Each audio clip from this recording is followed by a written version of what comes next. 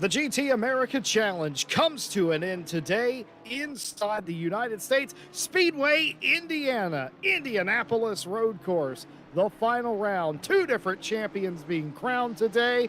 Hello, everybody, and welcome. I'm Jesse Lee, joined by Ted Edwards, both in voice and, of course, pushing the buttons as well. Welcome into the final round, Ted Edwards. We've had a hotly contested championship, and I think we've all learned quite a bit today. I think we're going to continue that trend, learning what some of the better cars and drivers are at these brand new American tracks. Welcome in. Yeah, thank you, Jesse. It's been a while since I've oh dear, we have seen our first crash already. Yeah, it's been a while since I've been on the cameras and been on the microphone. It's been about 2 weeks, but I'm happy to be here, and we're at this lovely track called Indianapolis. I can't wait for it, Jesse. It's going to be a good race. We certainly are at a track that some drivers will have had a little bit of experience on. We started off going to Watkins Glen and Circuit of the Americas, and they didn't really have too much of an option to get any long practices in. Now that this DLC for ACC has been out for about a month or so now, probably a little bit more than that, in fact, they've had a little bit more time to run races around this joint. They probably by this point have a general idea of what they need setup wise. I think today is going to be one of those days that it could be make or break, and it certainly will be for several of the teams here. A couple of things to note about Indianapolis road course. It's been reconfigured more than almost any other racetrack outside of Paul Ricard, of course. But moving right along from that, it's a racetrack that no matter what your car does well, Ted, it seems to have a section for you. Yeah, this is quite a fun track. Obviously, you've got a few straights here and there that are good for your speed, and then obviously you got your tight corners, which is good for, like, let's say the Porsche would be very nice, and probably the M4s and that. It's quite a balanced track, I would say. Obviously, some cars will be a bit better. I guess the Audi will be good with its straight line speed and its cornering, but I'll have to wait and see. But yeah, it's a fun track. Not sure if you've driven it recently, Jesse, but I quite like it. Yeah, it's one of those tracks that I've talked to at length in the past, and mentioned that it's a track that is sort of a sleeper. Not a lot of people consider it, or it wouldn't be on a lot of people's top 10 lists. But when you get here and you get into a race, you get that rhythm, and it is a really fun track to race on. And I actually mentioned this during the previous 8-hour of Indy SRO broadcast I was a part of. I mentioned that not only that, the fan response was way better than I could have ever have imagined it to have been. I expected Indianapolis to be the dark spot of the DLC of the three tracks, and most people had the opposite things to say, that it was a pleasant surprise, this racetrack. And also, out of all the tracks that were included, this was the one that the majority of the teams and drivers so far that I've talked to had the least amount of practice on. Of course, gaining a lot of popularity in recent years is the newly reconfigured Indianapolis race course. I say newly reconfigured. It has been in this configuration since 2013, 2014 now. Yeah, it's quite fun how this track is laid out. You got your main straight, which is fast, and then you got your first sector, which where the cornering happens. You got the second straight, as you see a few people going down there now, and then you go into a bit of a sort of fast-ish corner section. It's not too bad. Quite a fun one, as we see here. You got some big curves, but you can take them quite well, especially in this Mercedes that Daly's driving. And it's just a throttle. You're careful on that throttle. Not much braking, probably just a little bit of a dab to turn it in, but you can really get it going through this section of the circuit. But as we see it, you got to brake really hard, and this is where it's probably going to catch a lot of people off. Is those hard braking zones, Jesse, is when you're fighting side by side, it's going to catch you off because you don't really want to brake too late than the other guy, because you might end up going off the track. Yeah, this track has a lot of different corners, and some of them are very slow, 90-degree, almost street course style corners. And then you have big, obvious super speedway banked corners, and then you have incredibly quick straights that go into 90-degree corners and some flowing sections as well around the middle of the course. Passing opportunities abound around this particular racetrack. And I think for the drivers in question, this was the racetrack that caught the most off guard simply because you can get racing done here. It looks very narrow, and in parts, folks, I'm telling you, it is just about 2 cars wide. But that will not keep the teams and drivers today from trying to race, and you can get some of that done. Also, too, you have a crash here, it could be the end of your day. Depending on what part of the track you have your incident on, means that it's either a very, very long trip out into the grass or a very short trip into the wall. Something else you all may have noticed as well, we have 2 different classes with us today. The final race, the 2 splits have been merged, so we have pro and silver for you today.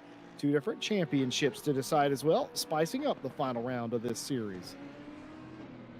Yeah, and it's a really big grid of 36 that we've got here at the minute, and it's quite nice to see. We don't really have that many big grids in a one split, because obviously we normally split them up, so you have, you know, about 25 in each roughly, but the numbers were a bit low in both splits, so the race admin Bart decided to put them together, and I think that was quite a good idea, especially, you know, for the final round. You want to have everyone have a little bit of fun and a bit of racing going on. So yeah, it's gonna be very close today with the driving. You know, there's not going to be much space on those first few laps.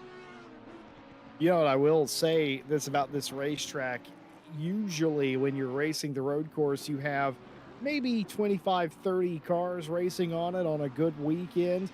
You don't normally have 35 plus cars, but that's exactly what you have here for the final race in the GT America Challenge. It's been a long month to get to this point, and of course, we're all supposed to still be on summer break, aren't we, Ted? But we've been a bit naughty and instead decided to cover this particular championship just based on the fact that we felt it would be quite a shame to not highlight the new America DLC tracks. And we conclude that mission here today. And yeah, 35 plus cars, though, just a lot of cars. And you're seeing cars that do something that you don't actually see a lot of other places. They'll mess up a corner and they'll do it so heinously that they just immediately abandon ship and go back to the pit lane. We've seen that throughout, of course, around the track today. This corner right here is going to be the one that really catches people out. We've seen 5 wide down through there, and it has created quite a bit of havoc, and it will do that not only for the first lap, but the entire race. It's a racetrack where you hemorrhage time, Ted, trying to race other people.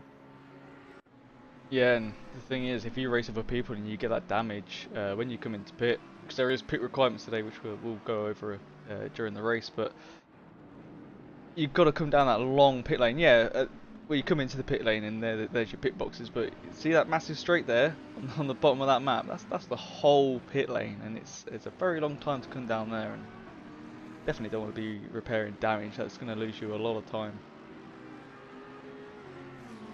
A big good evening and welcome into everyone in chat. Thank you for being here with us on your Friday evening. Hopefully your week went very well, and we thank you for spending a little bit of your time with us today. And well, we hope that you're as interested in this finale as we are. We got the championship points coming up. We haven't even mentioned that yet. Quite close in some of the classes, and all up for grabs for all of the podium spots as far as I'm concerned. We'll have more on that at the conclusion of qualifying. Jade Hutchinson is trying to do the improbable here. Of course, we have been in qualifying this entire time. That 276 Porsche has been on a tear, winning 2 out of the last 3 races, 2 in a row, in fact, and a 34.692, the quickest time so far. Ivet Santana is 0.163 off the overall pace. The 488 Ferrari, a Ferrari with nearly a quarter second down. and I don't see our championship leader. Now, is that because I'm blind or have I missed something here? Hugo, yes, not like they are here, Jesse. So that's that's a big shock. I'm not sure if they can't make it today or they probably forgot, but Well, that's huge. That's huge championship implications. Hugo Merrill's, the French driver, was not far enough out in front to sew this up. Jade Hutchinson, who looks like they might be on provisional pole, just reset quick lap again. 34.577. That puts them more than a quarter of a second clear of Ivet Santana. And that is good news because Jade Hutchinson was second place in the championship. If Hugo doesn't make this race, that means Hutchinson, the Canadian driver, is going to assume the top step. And Santana, the Spanish driver, was only a handful of points behind. It's going to be a straight fight. And Dan Edvardsen just about gets it stopped before the wall, but that will do them no favors in the final qualifying order. Florian Browers in the 41, one of the silver drivers and cars, one of the drivers looking for a championship here today. That 41 Bentley goes P8 with that lap of 35.5 for them, by far and away the quickest silver driver thus far. Bach comes across the line of the GTR just outside of a top 10 position. Ivo in the 175 comes across and gets a better lap as well. Qualifying confirmed official here. Hutchinson has more points. And again, as long as Hugo Merrill's doesn't show up in the next 3.5 minutes, Ted, it's going to be all about Hutchinson and Santana. it sure is, Jesse. It's yeah, quite surprised that they haven't joined yet. I can't find a notification for their sign out, so maybe they just couldn't make it today, and they've got up to next Thursday to do it. But yeah, it's a bit of a shame. You're leading the championship. It's something you don't want to miss. But if something's happened that they can't come today, then that's how it happens. That's what life does to you. But yeah, it's a big shame. Well, with all that said, let's take a look at our championship points coming into the final round of the season. Everything still very much at play here today. And we'll take a look and see where everybody is. Starting off with the pro class, Hugo Merrill's does come in with the championship points lead, 188 points. Jade Hutchinson, who missed the first round, has went on to win rounds 2 and 3, and they have 144. And well, you don't need to be a mathematician to know that being 44 points out of the championship lead, you can get a maximum 72 a weekend if you get the pole position and win the race. Of course, Hutchinson has done that last 2 weeks on the trot and has already done the first part of that here today. So we'll forget about Merrill's for the moment and pay attention to Ivet Santana in the 314. The Spanish driver has 131 points, and that's just a few outside of Hutchinson. If Santana wins the race and Hutchinson finishes third, I'm pretty sure I'm right in saying Santana wins the championship, or at least it gets incredibly close. We'll cross that bridge when we get here. Simone Simonara in fourth place, 106 points, not out of this as well. Martin Lindrup in the 199 rounds out your top five with 83 points. 3 points behind them, Christian Bach with 80. 1 point behind them, Trevor Anderson on 79. Just a couple behind them, George McDonald, and it's going to sound like a broken record, folks. 2 points behind them is Robert Arlavi with 74, and Dan Edvardsen rounds out your top 10 with a very nice 69 points. Outside the top 10, it doesn't get any further away. In fact, it tightens up. In fact, John Arazer with 66 points, Marco Ripper on 59, Pablo Lopez Garcia and Carlos Frau tied with 54 apiece. 1 point behind the both of them, the South African Morgan McCall on 53 points. Sim Smeets on 48, Tom Watts on 47, Neil Pimlott 42, Ryan Schickerman 41, Rudy Philwalter with 38 rounds out your top 20. All these positions very much up for grabs. Goran with 35, Ivo with 30, Joe Dauber 26, and Dominic with 17. Daly and Frey do not have points in the championship, but are here today. And of course, everybody with the dash has retired from the championship. Moving on to the silver standings, and here they are. Tio Anton leading the championship, 191 points. Presmac with 139, 1 point ahead of Gareth Fox for P2 honors. Florian Browers, who qualified P1 today, has put themselves within a shot of being able to jump all the way up to P2. I'm afraid it's a bridge too far to talk about the championship overall for them, but still, podiums up for grabs. Stefan Miller with 102 in the fight as well in P5 there. Mark Brown on 96 points. Fabian on 88. Gronmark on 82 points. You've got the 14 car with 76 points. And the American driver there of McNichol with 74. Racer on 65. Baitland with 40 points. Kerrigan on 39. You've got the 727 with I lost my place, 37 points. Ruse on 31, tied with Andy McCrae for the honors of the top 15. 10 points for Shane Flannery and 5 points for Andrew Iveskin in the 19th place position. Nobody else has points in the championship. And of course, a dash instead of a 0 means that they have retired from the championship. A lot of podium spots up for grabs here, Ted Edwards. Jade Hutchinson has been just about perfect since joining us after race number 1. They've got the pole position, but the pole position is not a guarantee of victory here, especially with that tight run down into turn 1. Yeah, he's shown from round 2 that, you know, he has the pace and that he will dominate this championship, and he's doing very well, and I think today he's going to seal it, like you say. Hugo's not here to defend, so that's a shame, but, you know, easy win for Hutchinson there. And I was seeing in a Saturday Night Owl pre-queue that, you know, closes tonight, 1 minute before midnight BST, and it starts tomorrow at Laguna. He was taking the Rex, and he is the fastest at the minute on the grid. So, you know, he is a fast boy, as they say. Certainly is a fast boy. And, you know, we normally have our production conversations in private, but let's let everybody peek behind the curtain here for a second. Are we going to cover that series, you and I? Is that something we're going to do, or are we going to let the summer series go? What are we thinking here? What do you feel like? I have done my pre-queue for it, so I'm not too sure.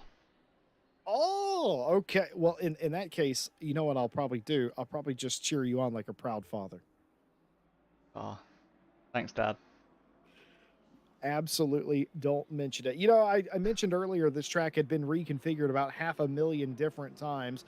There was the old bike chicane that everybody, I think, confuses with the new bike chicane. Of course, the MotoGP bikes would run this place backwards in relation to how we run it for IndyCar, GT3 racing, and the like.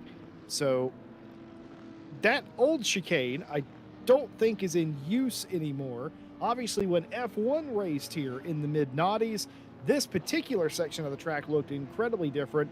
It was a lot more left-right turns than this. They've repaved over that and now have made it a gentle S, a very satisfying S curve, if you ask me as well.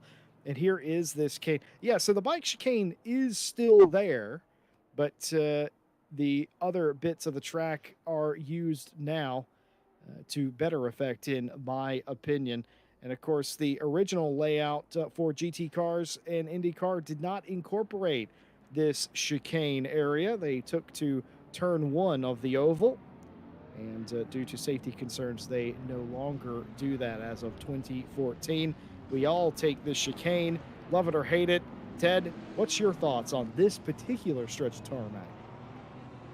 It's, I don't know, it's pretty fun. It's difficult though when you get your braking wrong, it just sends you off into the gravel off track, and Yeah, it's a bit annoying, but I quite like it. Like I say, I like this track. It is very different. What are you going to see today? Jade Hutchinson is in the best spot to take the championship at the end of the series. Ivan Santana, though, is in the most enviable position, P2. Can they do Ooh. something about this? As the green flag waves, and we're already three abreast down the front straightaway at Indianapolis road course. Everyone jockeying for position. Look at the GTR being cut off there. 3 wide for the lead. Going around the outside wide. Is that going to be Santana? No, it's a drive-through, and Calamity behind them. 2, 3 cars involved. The GTR's involved. Cars coming back onto the race course. They're still crashing. Yeah, this is pretty big. Um, that was, Oh, and yeah, I and they're think we just still saw crashing. another one there, too. Hutchinson has got away from the pack, but Christopher McNichol has been spun as well. The 13 car is around as well. Well, quite frankly, the list of cars that weren't involved in an incident would be the shorter list. And there goes another one right there as well. I believe that was the 22 cars. Everybody trying to avoid and get around. Martin Lindrup has had a horrible start to this race. Yeah, that was all sorts of, and they're still crashing. That's all sorts of problems. I was looking at Santana at the start there, got a drive-through for out of position, and so did the 53. Um, but yeah, that was pretty pretty pretty spicy at the beginning there. And as you see, Hutchinson's got a gap already. Well, take a look at this. Hutchinson leads the race after being taken 3 wide, had the preferable spot down into turn 1, was able to escape Calamity. You can't say the same for Ivan Santana. Drive through penalty, I assume that's for out of position on the start. The same with Pablo Lopez Garcia in P8. And you just saw Racer, the silver class driver, coming into the pit lane. That 74 car going ahead and serving their drive through penalty. And Ted, it is a long way down pit road here. It is a long way down pit road. As I say, you see where the 28 is on screen there on the track map. That's they're in their pit box, and you see the 808. That's still the pit lane. They're still doing the pit speed until you get to the end. So it's very long. But Wow, what an absolutely crazy start to this race, and the first ever start I ever witnessed here from the commentary position remains the cleanest start I've ever called here in this particular race course, as that looked pretty pedestrian when it started off, but by the time they got past the apex of turn 1, it turned out to be all chaos let loose. This particular chicane has not been the issue, though, and that's where I expected to see it come into play. It hasn't done, and look at Hutchinson go. The Canadian is driving away from the field. Doesn't need to get too enthusiastic here. Santana, the man he's trying to beat for the championship, not really a factor here, but would like to probably put a little bit of distance between them and Morgan McCall. Of course, McCall is now pressuring Santana for the P2 spot. Could they have a little extra speed this week? Always a podium contender is Morgan McCall.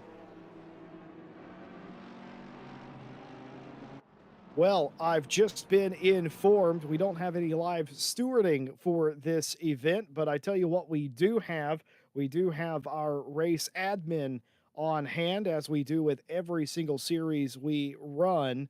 And they have determined that the majority of the field was involved in the accident, at least uh, in that particular incident, which means we have met our threshold for a race restart, Ted.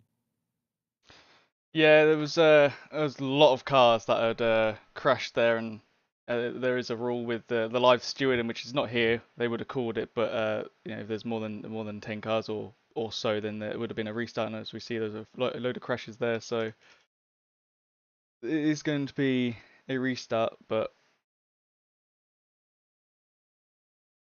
Yeah, so the way this works for the uninitiated is we have a couple of different rules to make sure that the race doesn't have huge championship implications due to things out of drivers' control. One of those things is the availability of a race restart. Everyone calls it slightly differently, but the general verbiage of the race restart, all the drivers are aware of this, of course, by the way. The general verbiage is if a large portion of the field is impacted in a crash in some way, a race restart may be used one time per race to hopefully rectify that issue. And they'll be told this is your one restart or a mulligan, if you will. And whatever happens on that second restart is what happens. I've seen it go both ways. I've seen completely clean restarts after a stoppage, and I've seen absolute bedlam. Which one will it be today? I suspect we'll see a cleaner one.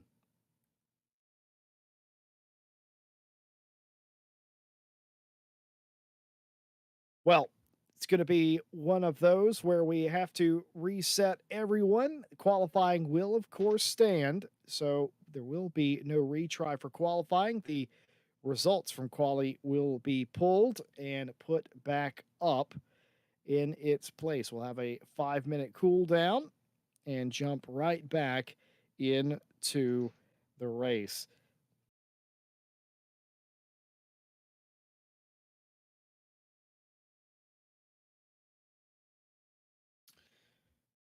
For those of you just joining us, we've had a very messy start to the round four season finale of the GT America Challenge here on RCI TV. And the race director has elected to use the one and only restart for the race due to about half the field being involved in a lap one incident. That would have completely changed the complexion of the race and therefore the series. The one restart rule, or the I like to call it the Peter Parker rule, Ted. Personally, everybody gets one.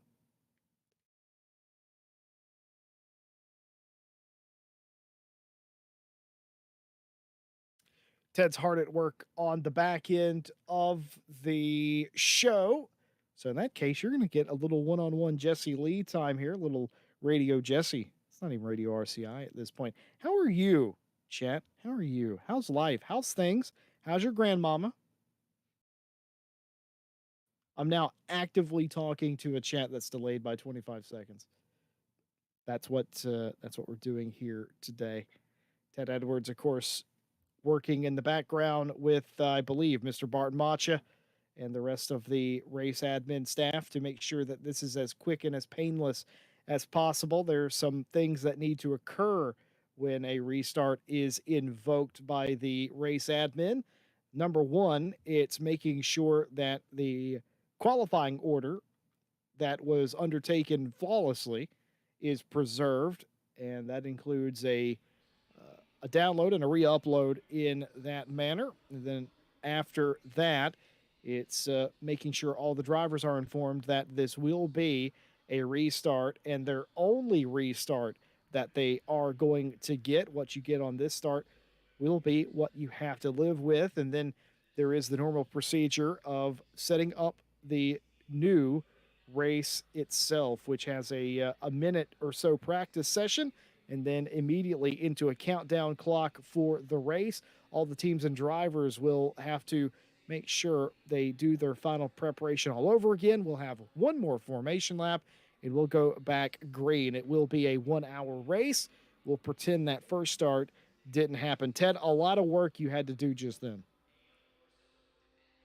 Yeah, annoying work, but normally we wouldn't have to do this, but obviously we've gave the stewards um, a July break, so it's not the end of the world. I got it done in the end. Just had to remember now I'm a bit rusty. Night owl's been off for a while, so not been uh, not been looking after that. I had my own little holiday, but got it all sorted. Everyone's in the correct order, and we're ready to go again. Hopefully this time we don't have any crashes. Hopefully not. I said a moment ago, I've seen it go both ways where they manage a completely clean start, and I've only ever seen that once here at the Indianapolis Road Course. And ironically enough, it was the very first race that I ever called, which was likely the very first race that the majority of the drivers in the event had ever done, and it was the cleanest start. Ever since then, it has been three, four, and on one occasion, five wide down into turn one. Hopefully, they are able to clean that up. Wolf, thank you for responding, not leaving me hanging. Uh, you're good. How am I? I'm a little bit tired, if I'm honest. I've had a long week, but I'm excited to get this race underway. I am quite interested in who can win or who will win this championship. I knew it was going to be between Hugo, Jade, and Ivet, but today has been already a strange one with the 51 of Merrill's not here. It has come down to Hutchison and Santana and Ted. Most importantly, Santana just got a huge break by having this restart. They will not have to serve that drive through penalty. And keep in mind, that was Santana going around the outside of turn one, nearly got Hutchinson there. Yeah, very close. Obviously, the DT came in, and I did not see what happened to Santana. I just think Hutchinson just got away with their pace. But yeah, this restart has helped a lot of people, especially the ones that had the crash and or just got involved from not not it not being their fault. So hopefully this time around, like I said, people play a bit cleaner and don't try and go you know send it into T1 because that's not how you win a race. I just realized something that I was unaware of previously. Remember at the end of lap one in the first start, Morgan McCall was in P3, and not only were they in P3, they were on the back bumper of Santana for second place. Look where they started, Ted. They started just inside the top 10. That's how messy that start was. And but what a start that was for Morgan now. Unfortunately, that Morgan has to be the biggest loser in all of this. If they gained 8 spots in one lap, they're going to have to try and figure out how to do that all over again. And I think everybody else is breathing a sigh of relief, except Morgan, who said, no, no, no, that start was absolutely flawless. And to his credit, it was by him.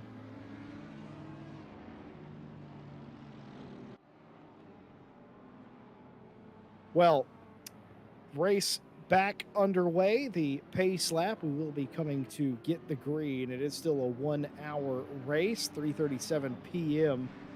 It'll be just a minute or so after that when the race gets going.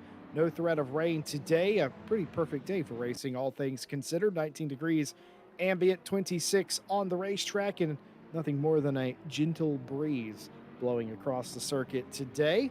Track's optimum, and it is partly cloudy here today. It says it's partly cloudy, but realistically, I can't see almost a single cloud in the sky looking up at it. But what a beautiful day it is. Ted, if you are Santana and started outside of the starting position that ACC wanted you to be in, certainly you can't make that mistake again. But certainly also you have a better idea of how to attack Hutchinson for the lead here. It's difficult, but yeah, I think all they need to do is just stay inside, stay inside the little green notification they get. You know, if it's orange or red, then that's bad, and don't go over the speed limit. But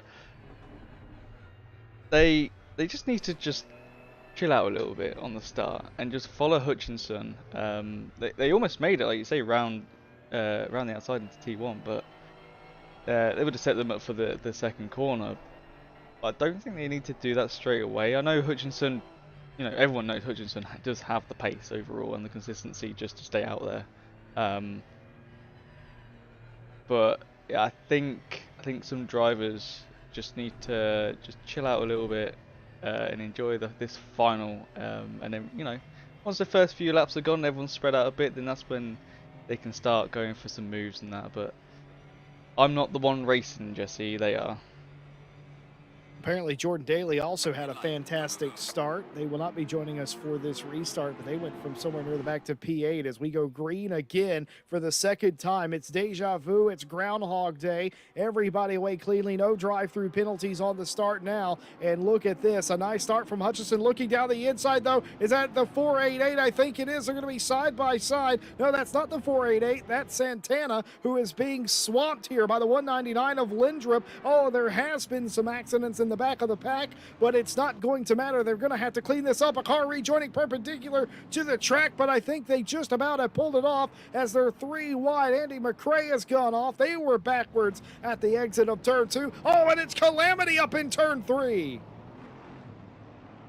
Well, there will be no more restarts if anyone's asking. You know, if you've got damage, and well, that's a bit of a problem for some of the drivers here. But yeah, there was a few crashes there, but you know, they only get the one restart to, you know, try and fix themselves, try and sort themselves out and learn from the mistakes they did. But it was only really the rear end of that pack that got into a couple of issues there. So just have to see how them guys get on after the pit stop. But we see here Hutchinson already got away, but I think that's because Lindrup got past Santana in the first few corners. As did see into turn 2, they did have a little bit of a bump, and then we switched over to the crashes that were happening. But we see that you could have got Audi, Ferrari, and BMW all fighting for that second place, and Hutchinson's just, you know, just walking away a little bit at a time, because obviously they're not the ones that are in a fight. Strangely enough, of course, that start was cleaner than the first start, all things considered, though several cars did go around. Some incidents in the middle to the back of the pack.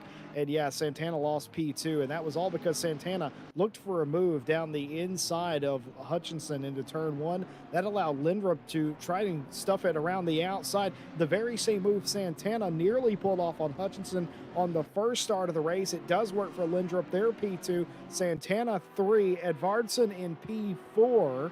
And now they're trying to work their way up into the podium spots, and it has gone very wrong for several of the cars, including the 993 of Gronmark, as they are sitting stationary in the pit lane. Something else occurred to the 488. I didn't quite see what happened to that Ferrari, but you'll remember they started up inside the top 5, pretty sure, but Frey has fallen outside the top 10. Didn't quite catch what happened to them. Oh, Christopher Nichols been around. There was that contact. I do worry about that in that particular part of the racetrack. Let's take a look here. BMW caught the big chunky curb and hit the rear of that Honda, but yeah, that could have been avoided pretty easily by not going for that dive. That was a bit of a silly move from the BMW there. I think that was Pimlaw, the 103. Man, where is 32 going? They're taking the bike chicane is what they're doing. That's the Joker lap. They just lost a position to Andy McRae for that one, but yeah, that's why it's called the Joker lap. I don't think we should have Joker laps in this, do we, Jesse? Well, listen, I think he won't be the only driver to do that, and if you have overcooked it into that tight 90 right, I think that's an excellent way to recover.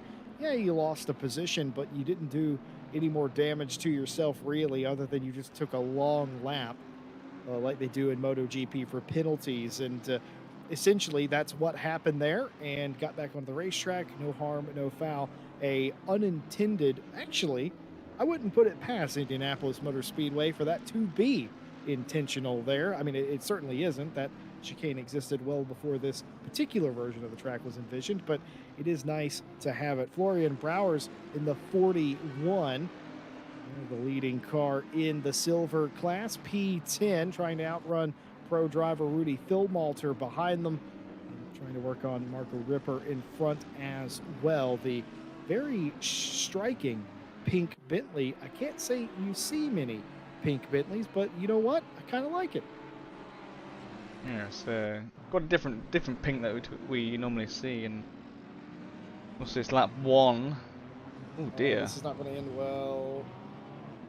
Too bad. Wow. Well, Just some okay. cuddling.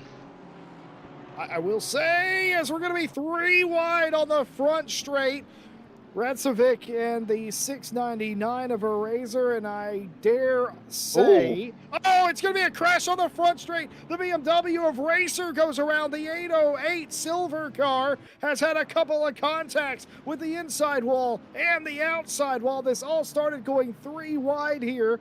Look at the BMW. Oh, it goes for an ill-fated move. The Acura was there. And quite frankly, Racer turned himself there, Ted. he did, and yeah, I think that's going to be return to the pit lane for that car there. It could not turn after that contact, and that's pretty heavy. And I don't know why they turned to the right when there was a front end of that. I don't know what car it was, but there was a car there, and they It ended was up in the wall. John I think. Razor's car. Oh, look at this. This is legal. This is allowed. You can go over that white line. And that's exactly what Brian Scheckerman did to defend. Heavy defensive move here in the first 7 minutes of the race. Get used to that. This racetrack breeds that kind of contact and racing. I absolutely love that. That was a driver who just refused to give up that spot. Yeah, and I wonder what happened to Santana. They're down in 5th. Have a look at this replay. I have their numbers. The 199 and 314. 314 is Santana. Oh, they hit the curb. They hit the car they were racing as well. And that's why they've lost that spot. That has become the hot corner here in this race thus far. Yeah, that was a bit bouncy there, and that's really hurt the Ferrari. But we have some people in different places from what we normally see. Obviously, Hutchinson's gone. We know he was gonna go. He's a very good driver in that Porsche. But we have the 180 sitting in second with a nice gap behind them, just chilling out. And then obviously Lindrup's up in third, and Santana's now in 4th, so gaining a place back from the 7. And I see Dalba's coming up and McCall's coming up. So different from what we've seen previously, which is nice. We'll have to see what that means for the points. We'll have to see if there's some Jesse Lee maths will come out here and there. Well, what I can tell you is the Danish driver, Den Edvardsen, is down in P10 in the championship, and a top 2 here today could catapult him all the way up inside the top. It would pretty much guarantee him a catapult inside the top 5. We could even be arguing that they could get as high as 4th place in the final standings. That's not a bad finish to your championship. Hang around 10th place all season, and in the last race, jump all the way up inside the top 5. No big deal from the driver from Denmark. Ivo in the 175 in the pit lane, and oh boy, Ted, wake me up when it's over. It's a long one. It is a long way. I believe where this green light is where they come off the limiter. And watch this pit exit. This is one of the most unorthodox pit exits in all of motorsport. You saw the Acura there on the inside before you get to turn 1. And yep, nope, he didn't break any rules. That was not a bad rejoin, folks. That was just how it is, and something amiss on Ivo's car. That car parked in the gravel, and that was John Razor, by the way, that was parked here on the inside of pit exit. Looks like a Razor had hit the wall. I didn't see any damage. Is my eyes deceiving me on that one, I wonder? Did you spot some damage? Yeah, but when they hit the wall, the hood, the bonnet, and the front bumper, it all like come apart. But obviously, when they stopped, it all settled back down as normal. So it was a bit of a visual bug there, but they had damage. That's why they returned to the garage. The car that we just seen come out has retired from the race. I think. Do not see an Aston Martin down in the back of the grid. Yeah, I think they have. Yeah, they have gone. So they've gone, which is unfortunate, and I think Razor's gone as well. Razor obviously hit the wall, understandable, probably did a lot of damage. Um, and then yeah, not too sure with the Aston 9. Maybe pedals or something, equipment is broken, so they couldn't continue.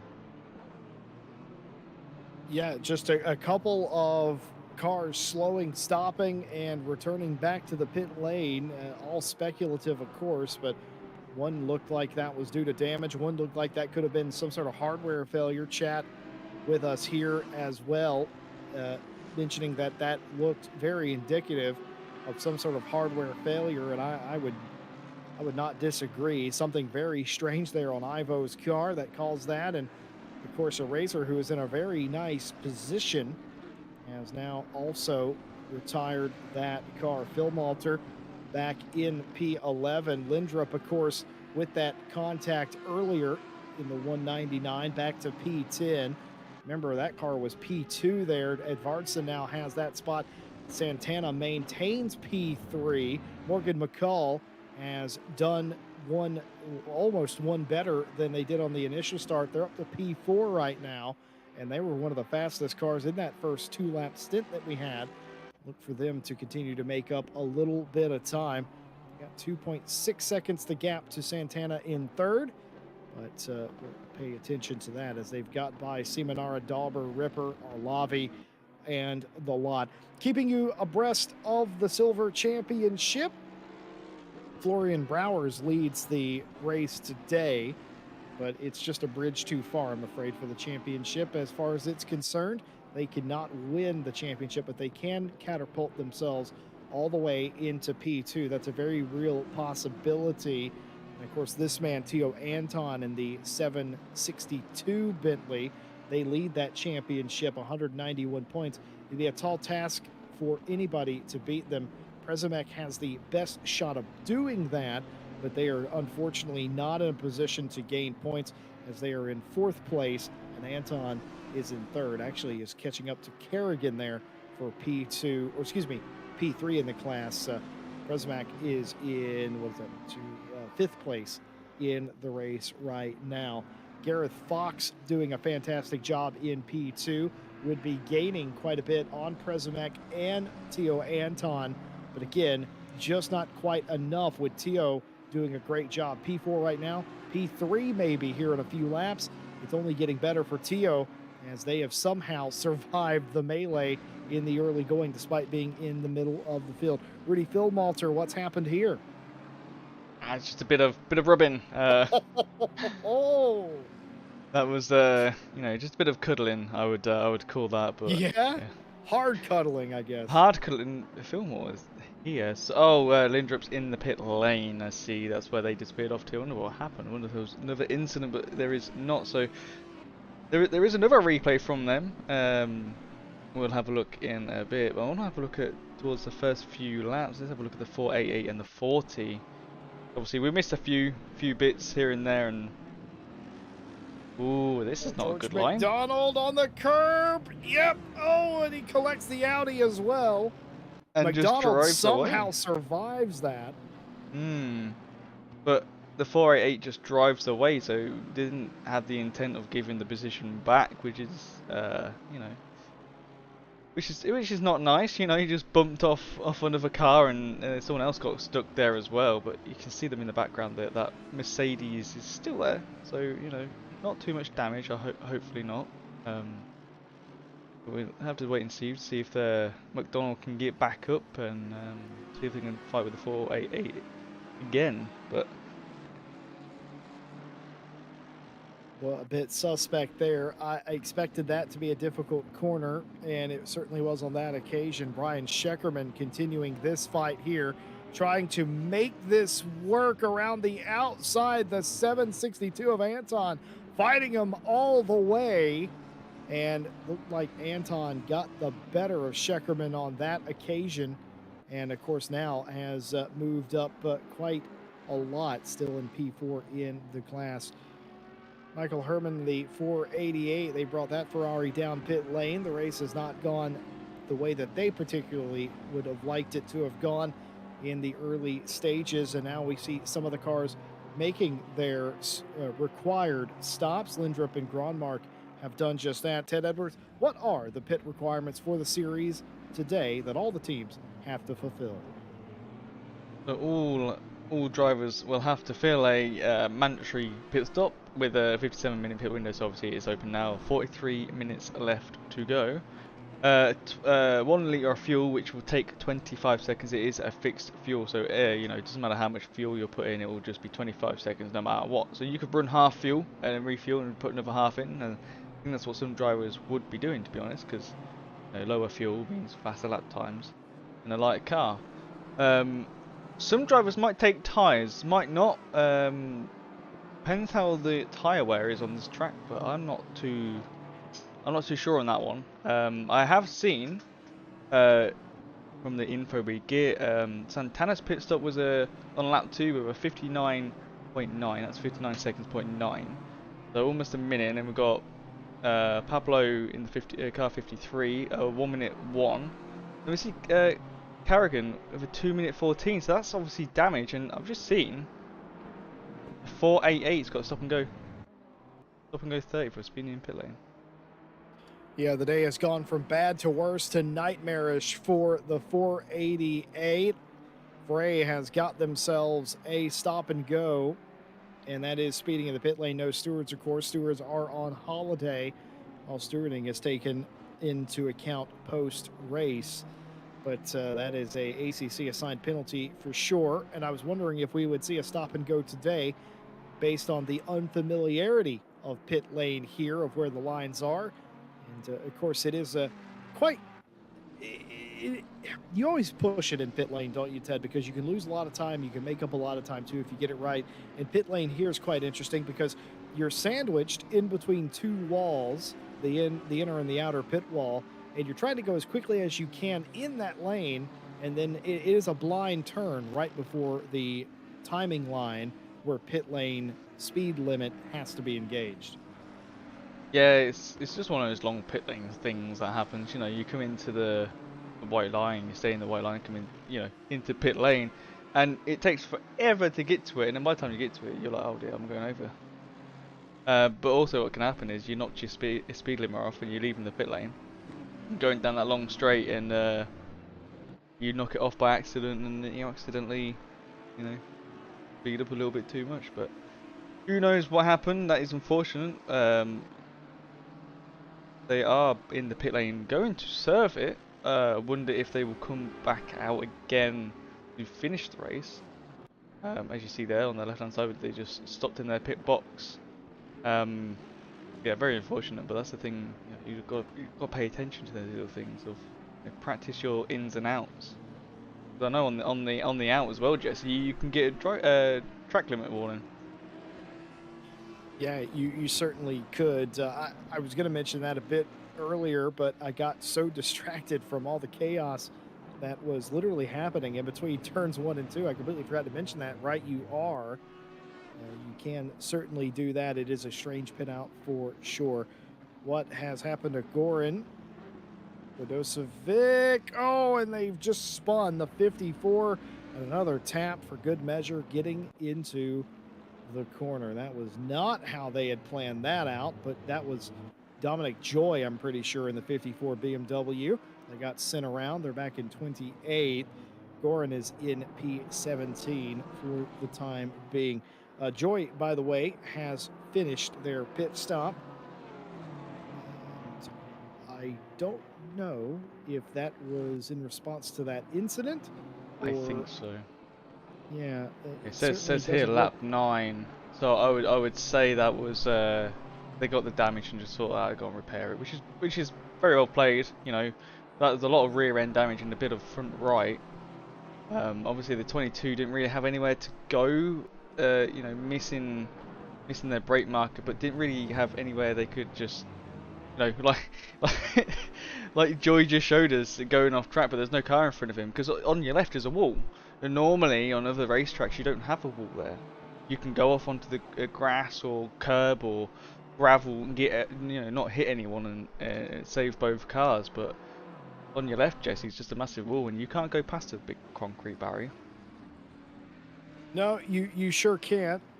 Car versus wall, the wall always wins. It is one of the number one rules in motorsport, and an unfortunate statement of fact and physics, if we're completely honest. Przemek in P19, this driver P2 in the championship, but looking like they are P5 in the race right now. But they've got bigger issues. They've got Schickerman behind them, and as well, would not want to give up this bit of real estate while they're working on a car themselves. That's Neil Pimlott in the BMW in front, but Scheckerman is all over the back of the 88.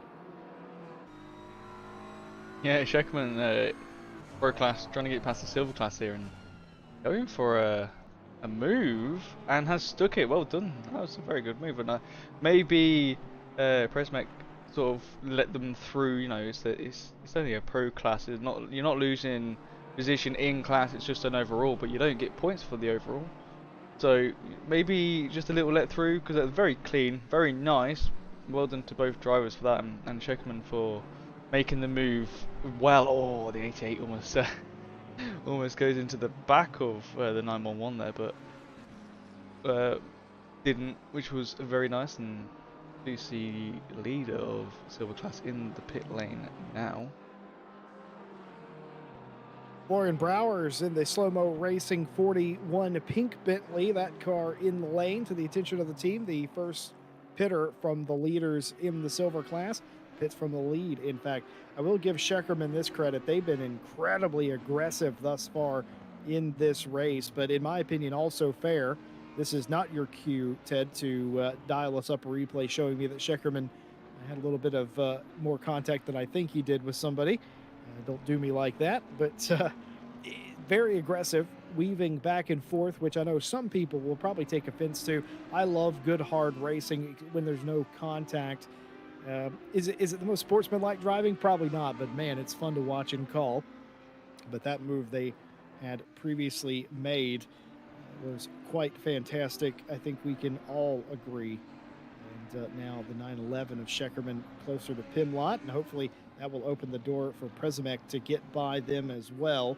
Certainly something you hope might be on the cards. Morgan McCall has pitted the ATK Sim Racing Pro Series car from the P4 spot, and they are the first of the top 5 to come into the attention of their team. The undercut here, we're not quite sure. Will it work? Won't it work?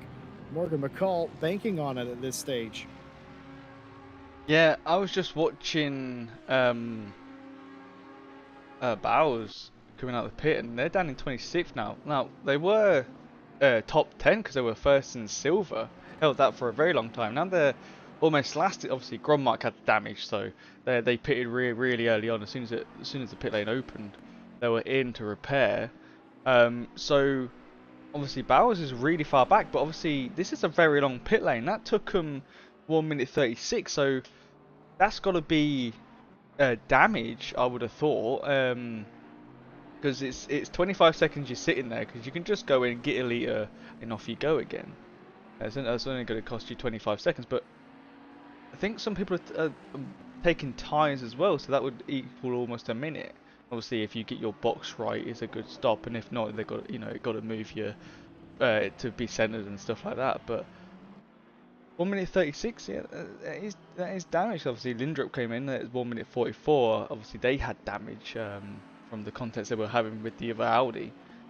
So, you just have to see if Bowers can get back up into the top 3 silver. I'd like to see how once everyone's come in, because there's still a lot of drivers to do. Obviously, they've gone past the 32 and the 555 now. So going up a few more positions into 24th. So it's one of those pit lanes, Jesse, where it's very long, and if you have damage in this sort of pit requirements where you got to do 25 seconds, add the damage on top, and maybe you want to take tires, it's going to cost you a lot of time. Excellent reporting as always, Ted. I would have completely missed that had it not been for your expertise, but pay attention to that. Brower's had a decent lead, but I don't know if it was big enough considering how long that pit stop was. That also tells us something happened to them, despite how stout they were in qualifying and indeed in the race. They had damage that concerned them enough to get it repaired in the pit lane.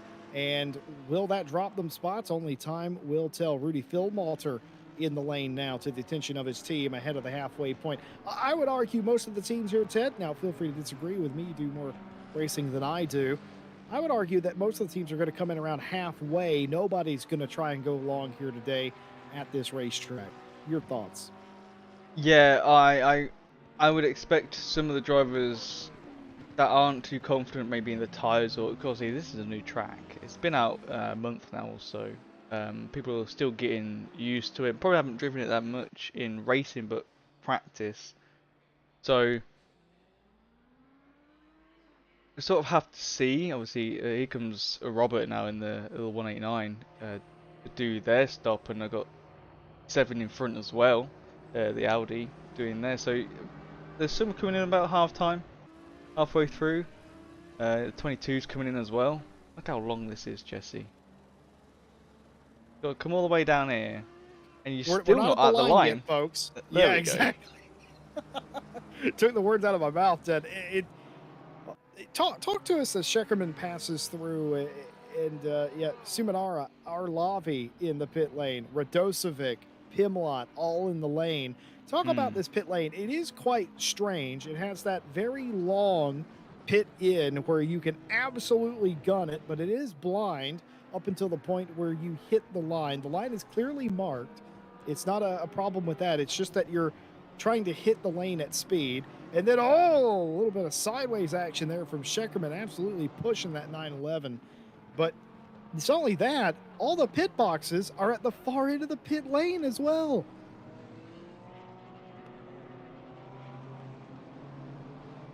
No, they're not. They're at the beginning. That is the far end. That is the is far that? end. Oh, sorry. Not the near end. No, but yeah. Yes. It's weird. You come Folks into at that... home, hold on. Now I'm self-conscious. Just like the time Ryan Mawson pointed out that purple was pink to him, I became very self-conscious that I might have some form of color blindness as Joe Dauber is pitted out of a top 5 spot to bring the I'm not saying that team name 777 car. Almost said it and didn't think about it, but luckily I'm trained now as a sports Jesse used commentator. his brain. Yeah. Well, I would have called that the... Yeah, I wouldn't have called that the far side, because obviously I think I might be wrong. I think that is the near end. And what I think I've done is I've been an idiot. Yeah, I would have said, because the pit box is right here, so I would have called the pit line the start of the pit lane. Yeah, obviously, you have the pit in road. Yeah. Oh, here's his box. There we go. Couldn't see because of Dolber's car was in the way, but yeah, I would have said, because look at all this space where you don't have anything.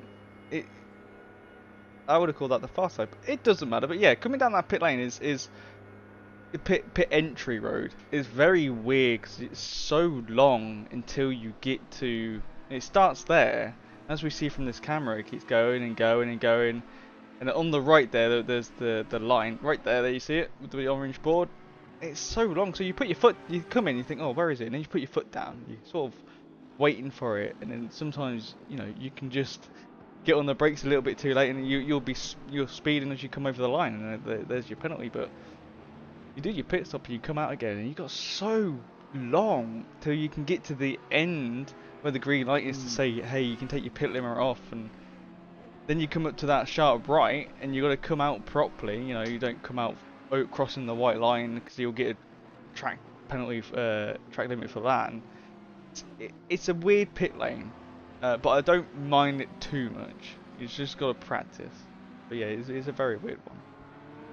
Jade Hutchinson has pitted out of the lead of the race. They will give up that honor for the time being. Fox, Kerrigan, Sheckerman all in the pit lane this time by almost exactly at the halfway point. The point that I was trying to make and was doing quite poorly was all the pit stalls are near the pit entry, and there is about half of the pit lane that even if you pack this racetrack that are completely unused, and it feels like it takes an age. Wolf Motorsport in chat asked, what is the longest pit lane circuit? They reckon it's Spa. You're absolutely correct. And no racetrack even gets remotely close to how long Spa is. And I say the reason Spa is the king of the mountain in that respect is because technically speaking, Spa is 2 pit lanes in 1. This circuit is quite long. It actually feels longer than it actually is.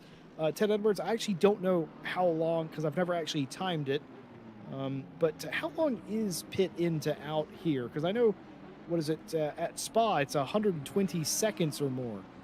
That's Yeah, just passing through. That's not even doing a stop. it's very long. I haven't timed it here. Funny enough, I should do, because it's a good one to know for, if you've got damage. Right, is it worth pitting and doing the damage, or is it just worth, if you can bear with the damage, do you just not tick it? Or my diffuser's got a bit of damage the rear diffuser's got a bit of damage. It's a little bit slidey, but I can cope. Do I just not repair and just carry on as normal just to keep the 3 or 4 seconds? Because with these longer pit lanes, it all counts up compared to a nice short one. So like Brands Hat's a shorter one than this. You don't really have to think, I just repair the damage and keep going again. But what's Joe doing there? That was Joe Dauber there. That was a scary moment of Where is he Code gone? Brown, if you will. Interestingly enough, we're going to look at this replay, see what happened to Dauber. Was this contact that led to this It off? was. You bet it was. And yeah, tap. okay. So that oh, okay. That was very, close. very close. It's hard to judge Dauber there for that because there's not a whole lot they could do. You certainly would have liked them to put a little bit of left wheel in that car, but everybody gets away cleanly regardless. Edvardsen, who led the previous lap, comes into the pit lane. They will bring Santana and Ripper with them. That will hand the lead over to Christian Bach, the fan favorite in the Nissan GTR. And, well, they've had a heck of a season. They finished 7th at the opening round at Circuit of the Americas. They were involved in a crash in the following race at Watkins Glen and returned to a top 10 finishing spot a week ago at Laguna Seca, and looking good for another top 10 here. They're P6 in the championship today. Could they do a little bit more damage, get an old GTR inside the top 5? I think the majority of folks watching would love to do that. Prezimek has got themselves a drive-through penalty, and that will do them no good. Second place in the Silver Championship, and all hopes of winning it now seem to be lost. What happened there to get them that penalty, Ted? I believe they just crossed the white line onto the track coming out of the pit lane. It's a very tight line. You have to stay to the right so you don't get in. I think they just got their 3rd track limit there, which is the drive-through. Don't think it was for speeding. I know you can get it for speeding, but I'm not too sure because obviously the pit exit on this track is a little bit weird if you don't really understand it too much. As you see here, you got to stay to the right of that white line that was on the left there, because these drivers look like they did. So yeah, it's a bit of a difficult one there, but we don't have any stewards, so that it's not dished out by them. It is an in-game penalty. So something from chat piqued my interest. A lovely chatter mentioned that this is going the wrong way around the circuit, and referencing that the real circuit goes anti-clockwise instead of going clockwise. I have a problem with that statement, and that statement is there is only one series that races here once a year that goes anti-clockwise. The other 5 or 6 series all go clockwise now. So which way is the right way round? I think that's an interesting debate to have. I'm not going to today. I prefer to live in a world where we go. I'm not in this. But that accidentally sparked a debate in my head. So well done, chatter for doing that to my head. I'll be thinking about that the rest of the evening, I think. Which way is the right way round? Is the oval the right way round? Or is the way that all the other series goes the right way now? Because Ooh, we go I want to clockwise see so this much line. here. Very, very strange. Ted, you're gonna car going off there, a little bit of slippy slidey. Yeah, that's all you got to work with, folks. That's all the real estate you have. That's If you the way. cross that line, that curved white line, that will get you a drive-through penalty. Ted Edwards told you about that earlier, and we've seen it in action today. What I do is I aim for the T. It looks like an upside down T whenever you exit the pit lane, and that's what I aim for, just to make sure I'm not going to get a penalty. It's one of the more awkward pit exits in motorsports, and sometimes a bit dangerous, especially if cars are coming through too wide, like you saw just a moment ago. And rather unfortunately, I have sparked a debate in chat on which way is the right way around. And because this is the internet, Ted Edwards, nobody's agreeing with each other. Oh dear, I really rather wish I wouldn't have said anything. No. That's why I stay out of these things, Jesse. You're not wrong or right. But yeah, it's one of those questions which can trigger a lot of people, and a lot of opinions do come out, because what is the right way? What is the right side of the road to drive on? I believe it's the left side, because that's the proper way. But I know Jesse Lee here will say it's the right side of the road. So here's the deal. There are people out there, anarchists admittedly, but there are people that put the milk in before the cereal, and they think that's the right way. Yeah, And no, it's far cereal, be no it milk. But far be it from me. Listen, pal, I agree with you, all right? But far be it from me to tell people that something they've been doing for their entire life is wrong if it gets the same results. Steven asked, did NASCAR stop doing the Brickyard? Yes and no. They still race here every year. They don't do the oval. They run this very course that you're seeing the GT cars race now. And that is what they do here at Indianapolis now. They run the road course instead of the oval. How interesting is that? That was included in the 5 series that I know run this course every year. But really, what I was trying to think in my head is, does anyone run the oval anymore except the Indianapolis 500? Surely somebody has to. Obviously, Indy Lights and other feeder series to IndyCar run the oval. That's not what I'm referencing. I'm referencing independent series, of course, like NASCAR. Of course, IndyCar, they run both versions. They run the oval in the anti-clockwise fashion, and they run the road course, which I think they're at this weekend. In fact, is IndyCar running the no, I think that's NASCAR that's here this weekend running the road course in the clockwise configuration. Quite strange, and you would be forgiven considering the very strange history this track has had, the several reconfigurations, the running it both ways. MotoGP, of course, famously ran this track anti-clockwise. Oh boy, one of those places. I'd say something. Bock is the last person to pit. Yeah, sure is. Doing us proud in the GTR. We try to be non-biased here in the booth, but to heck with that. Here we go. It's a GTR.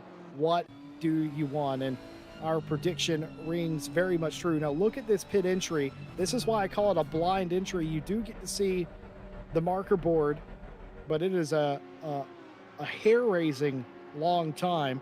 You keep coming and you keep coming, and you just don't see the line because of the interior wall, but no issues there. Bach definitely down to speed in time. They were running about P10, P11. Curious what the overcut will net them. Hutchinson will come back through to the lead. McCall has taken sole possession of what should be P2. Santana's in P3. It's looking more and more like Jade Hutchinson is going to be our champion-elect here. Yeah, well done to Bock to get some laps down in first place. I can't blame him for that. And he's gone 40 minutes on that tank, so got a bit more fuel in than most people. Probably done well with the tyres as well. But yeah, so driving the lovely Nissan, which you don't see much of, and I did show earlier from inside from the passenger seat that isn't there in these cars. Mark Brown is in the 650S McLaren. Noticed that today because obviously it's two splits combined today.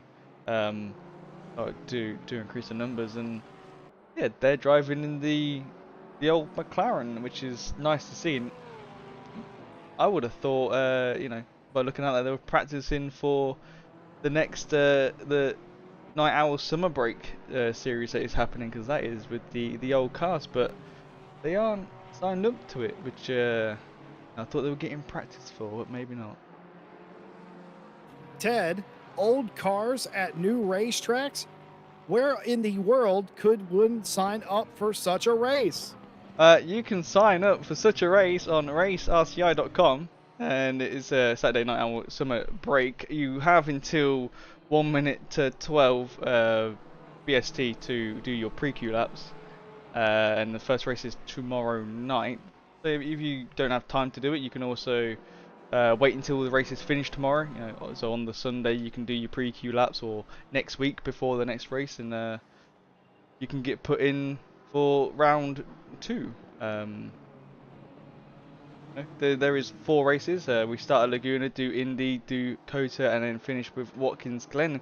And this time for Night Owl, you can see what races we're at, because obviously we're in America. It's the party in the USA, as I like to call it. In You did not. yeah, we're having a. You did not just do that. I did. Nodding my head Well, like, all yeah. I've got to say is I'm putting my hands up to that one. Oh, I love you, Jesse. There is. We're getting loopy. Getting loopy in the box. And it is like Night Owl. There is pit requirements for that one as well. You can see on the website if you have a browse around, have a look. We do have some other championships as well. Thursday Champ and Wednesday Rookie Series. That's just gone up today before this race. So have a look on there. There is some races. We are finishing some stuff. There's APAC stuff still going on a Saturday morning for UK European lot. Obviously that is Asian Pacific time, and also we have a Tuesday one of theirs as well, which is pretty nice. We don't have Tuesday races, so it's very nice to see that they are using that free day for their own. And then obviously Porsche Cup in the USA, which is next round is NERBS, and then Laguna and Kota. You can still do you can still mid-season sign up for that one as well. So have a look on the website racerci.com. And you can see all the available championships right there.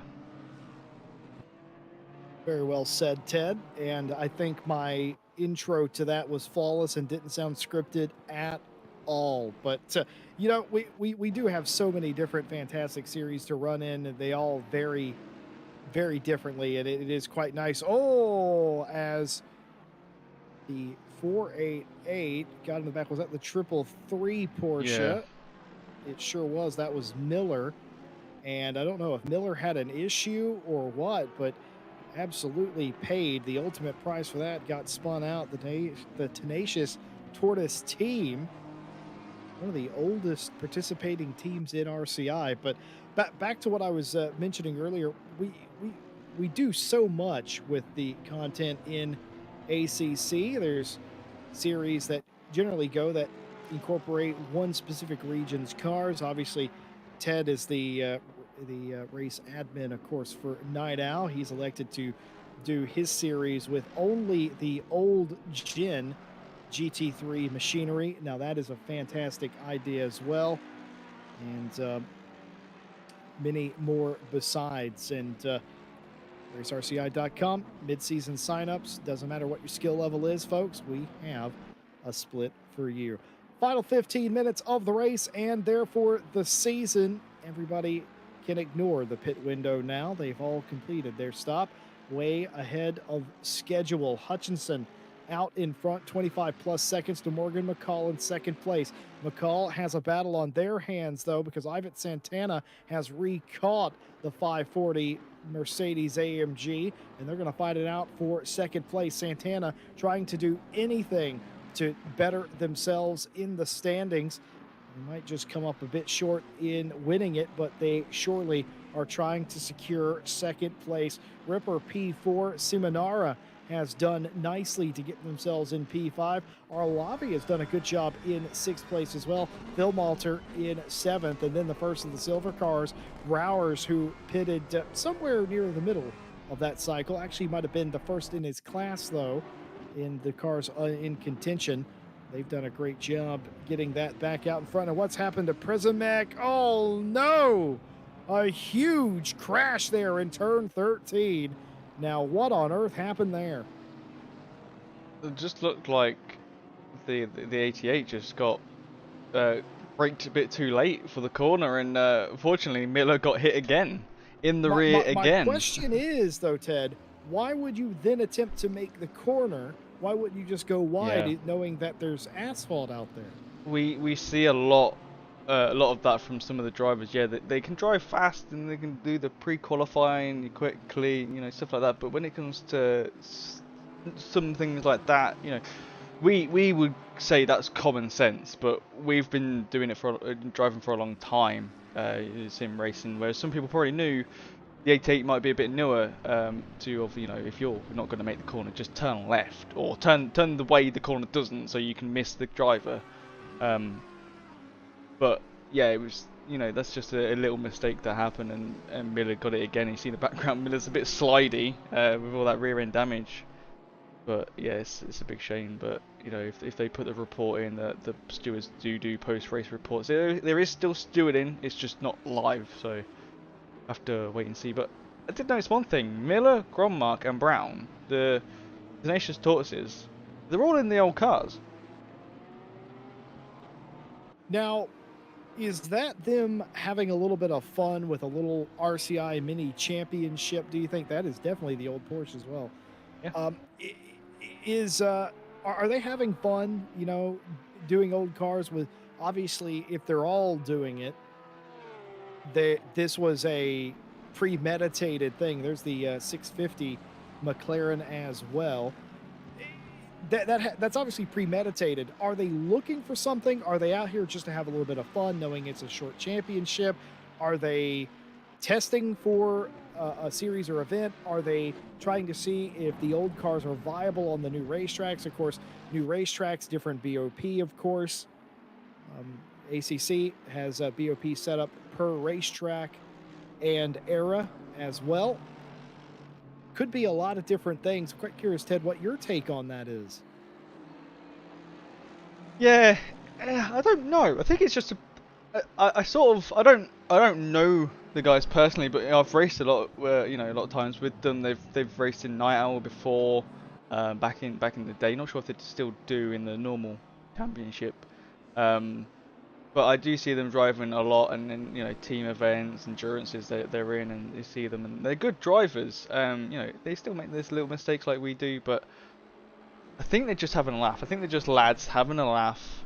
You know, let's just take the gold cars. It'll be funny, he said, sort of thing. And they're doing all right. You know, they've been in a few accidents, which is not their fault. So that's why, you know, Miller's a bit further back than you would think. But Brown in 24th and Grommark in 26th is doing an amazing job. Obviously, we saw Grommark earlier, right at the beginning of the race, come in for their pit stop from damage. So, you know, it's one of those things. But they're having fun. They're still racing. They've got, you know, 11 minutes to go. They're just a couple of lads having a bit of fun. I think that's fair, and if you know the Tenacious Tortoise team, which has always plagued me in all my years of broadcasting, saying their team name has always caused me some sort of trouble. I don't know what it is. The alliteration is hard for me to get out, but they're a team that is they're capable of winning races, but they're here to have fun with it. as Christian Bach is able to convert that pass into Oh, P8 and has completely oh overrun the no. corner and will immediately give that position back up, you would think. And yes, they have. Thought for a second that was going to be contact. It wasn't. So back to the drawing board for Bach and the GTR as they'll have to make that move all over again. That was on Browers, by the way, the leader of the silver class. And they're going to have to work that out again. Oh, actually, no, they've got by They've Browers. got That by, was a yeah, that's pass about to move say. on Dauber. Dauber has come back. That's what confused me. Dauber, who was behind Bach, was able to also get by Browers and has made it stick. So that was a twofer for Joe Dauber into turn 13. Yeah, Bowers through the final corner. Let Bok through, obviously being in the pro car, was just trying to keep their first place. They got 7.5 seconds from Fox's second in silver, so Bowers just like don't want to fight, don't want to lose time, just let them pass. Very sensible move from them, and you see they're letting a BMW through. I don't know where that BMW is, and if that's a 54 Joy, might be, but um. Yeah, letting Bok through, and then Bok just getting a bit late on the brakes, and Dalber's like, oh, well, I'm getting past this Silver. Silver's let me through, and now, oh, look, a free position up into ninth. Sorry, eighth, so that's another 2 points, I think. But Bok is all over the rear end of Dalber there, so you have to see how this GTR is against the Porsche. Well, I think that last maneuver in turn 13 highlighted just how difficult that 90 right is after you go through 11 and 12 up onto the banking and you have to brake. It is really hard to see. It's really hard to judge unless you've done it before or to get your braking point down into that corner. We've seen a lot of cars go wide.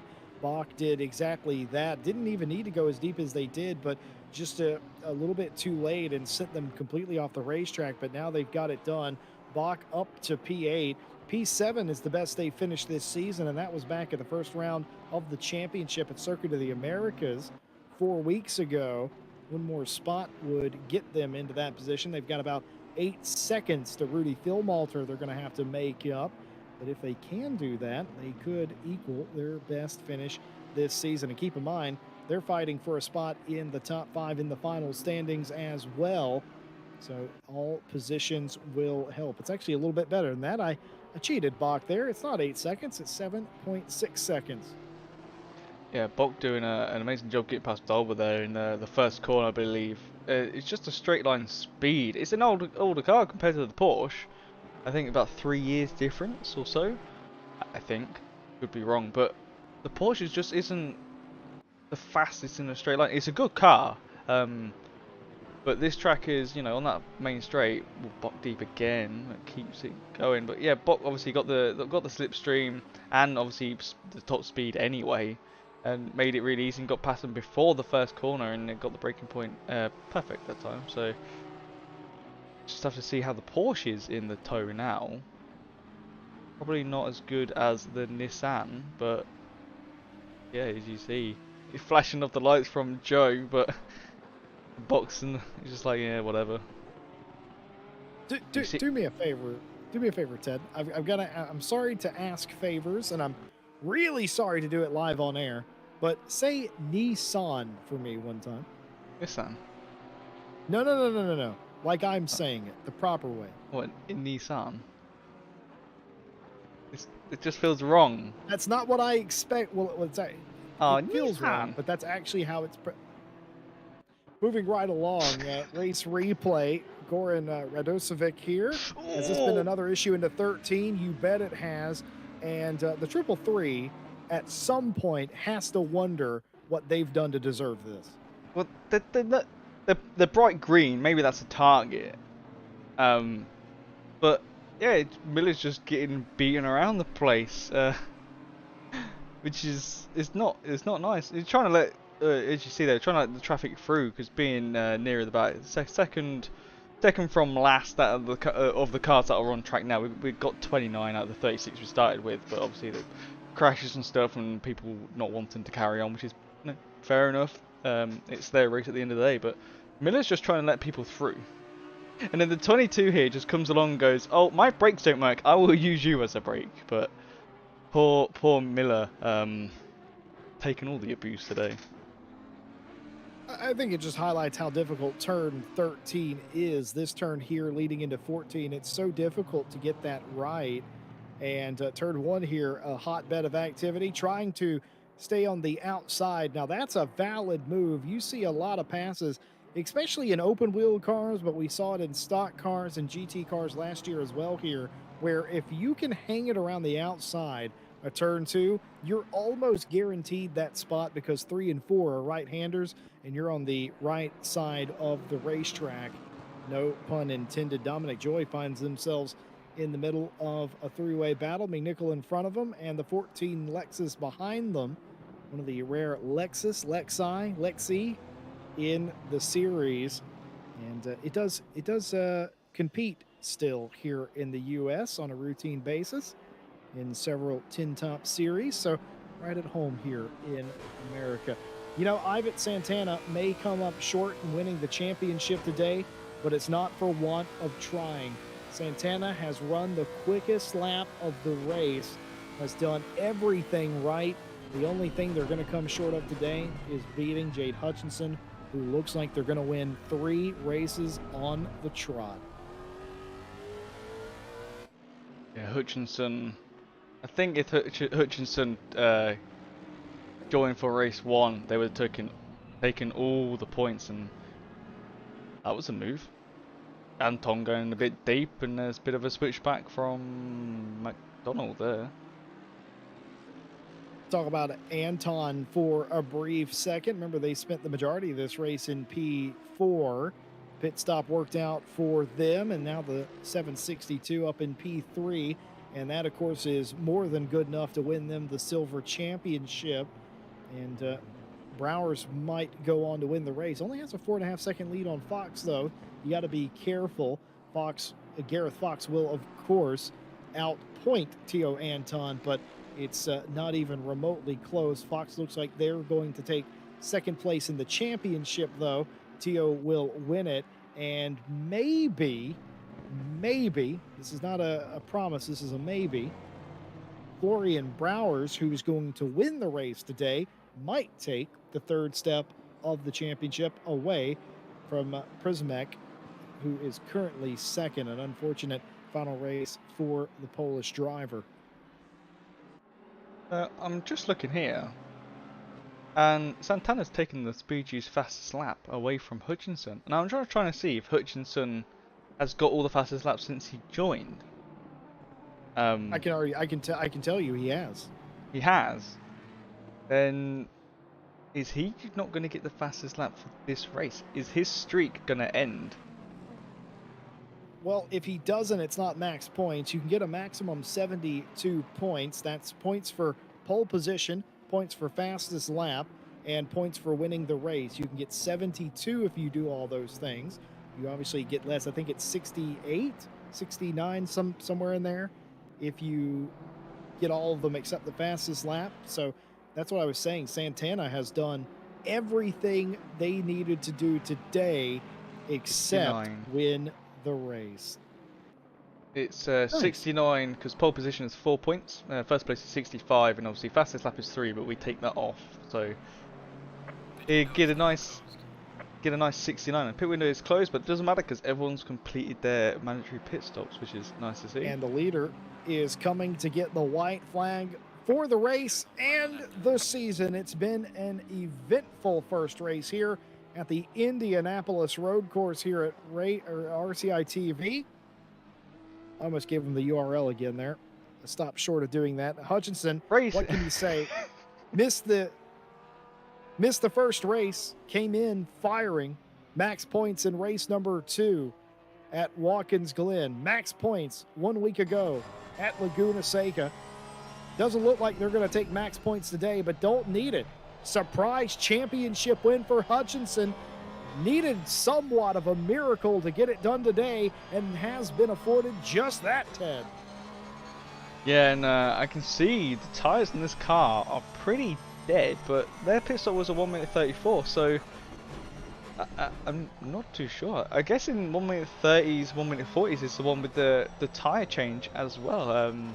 Obviously, I forgot to add on. My maths was wrong, Jesse. I forgot to add the in and out of the pit stop. So there was one person who did a 59 minute second pit stop. So they didn't take tires, but I think they came back in again. So it changed um, changed their time. Oh, I see here Pablo in the 53 did a 1 minute one. So maybe not taking the tires. Some people there, but obviously had to come back in again due to damage. But look at this car control. It's so slidey. Hutchinson's won 2 in a row. He's coming to the line. He's going to make it 3. The Canadian driver wins the race and the championship over Hugo today. What a brilliant run from the 726. Hutchinson deserves it. You have to say, what a brilliant run and a strong run for the final 3 races in the series. Ivan Santana will come up just short today, had the quickest lap, has won the battle, but has lost the war, but will likely take over second place in the championship today.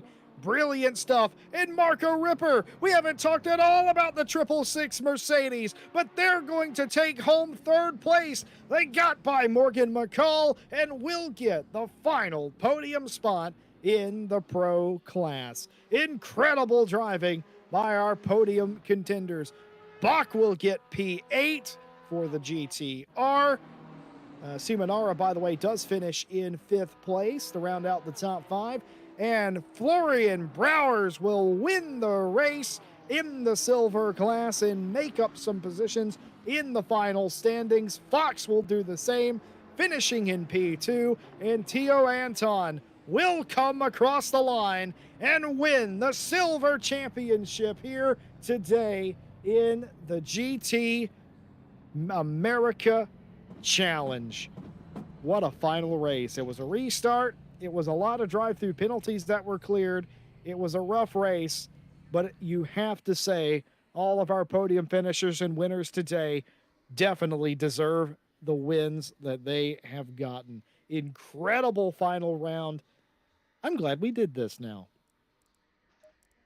Yeah, it was a very, very good race from all the drivers there. Bok doing amazing. Got 8th place in that Nissan. Very well done to you, sir.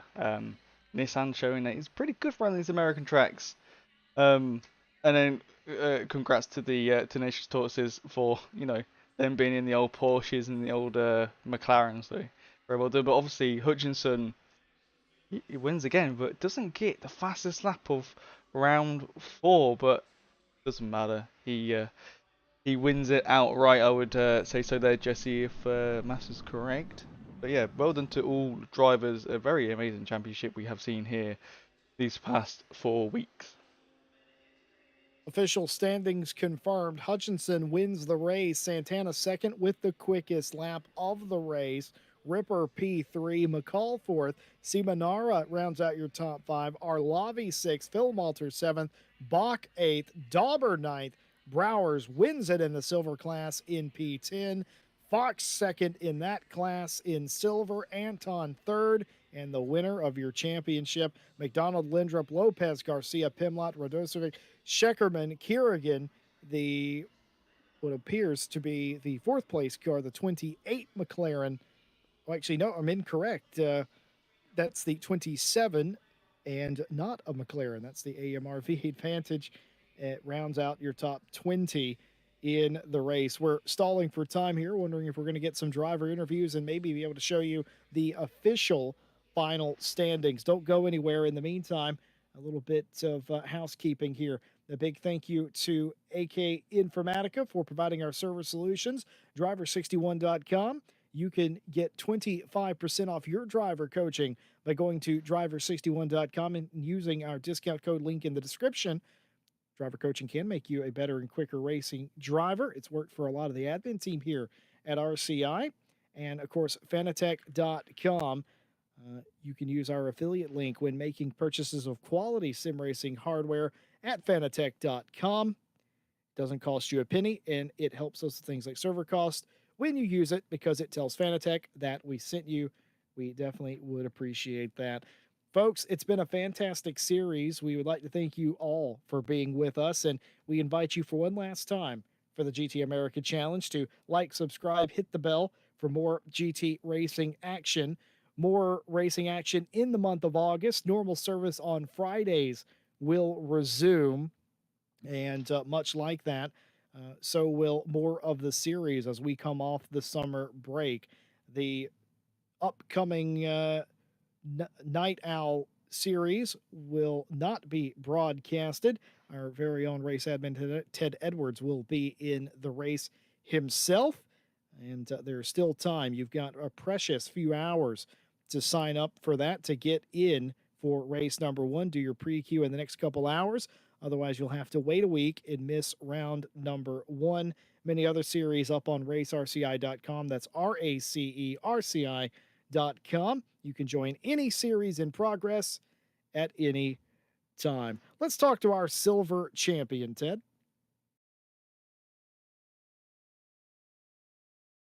All right, Anton, talk us through, first of all, your day that you had. You had a little bit of an uphill battle. You had to come and fight for a podium today. Yeah, so I think I qualified P3 in silver class, and that was off to a good start. Really, I could have gone faster, but I just couldn't hook the perfect lap to end up P1 in that class. On the first start, I got pretty lucky. I sort of managed to go through all the mayhem and end up I was something like 10th or something, but at the start of it. But then it got restarted, so I was pretty bummed out of that. So the restart was a bit worse for me. I think I dropped some places, had some contact, got a bit of damage, and then it was just sort of an uphill battle trying to get some places. Really, I think I had some tough battle with a Porsche, a bit of door banging there. Well, I just got to say it's always fantastic to see you drive, and when we saw the silver standings, it was no surprise to any of us that you were at the top. Had a little bit of defending to do for the championship, though. All things considered, got it done today with another impressive podium. It's another championship for you, Anton. At what point do we just rename the silver trophy the Anton Trophy? Well, hopefully I can up my pace a bit so I can qualify for the split one straight out the top. But I just seem to always be at the very top of the second split. like We'll just have to rename the pro trophy the Anton Trophy if you do that. Yeah, I don't think I'm fast enough to get to do that, but yeah, hopefully, like next time I can do it. Just up my, promote myself up there. But I just always seem to be at the top of Split Two.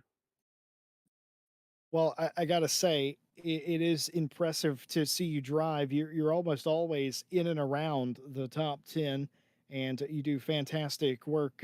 What did you think of the championship at large? Four races, all the American tracks. First, your overall summary of what it was like, and your opinion of the race courses on offer. So I think personally, I think no surprise, Watkins Glen is probably is the favorite.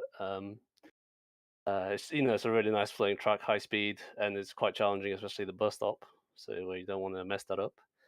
Um, but it is quite hard to overtake there. But it's part of the challenge. I do like Indy because it's really technical. Surprisingly, I know it's like probably my second favorite. It's really close to Kota. I just like with Kota, I just get a bit annoyed with the track limits where you want to take a bit more in sector one, and it's just like nope, um, lap denied. So that's my most annoying thing about Kota. I hear you. Anton, is there anybody you want to shout out or thank upon winning this championship today?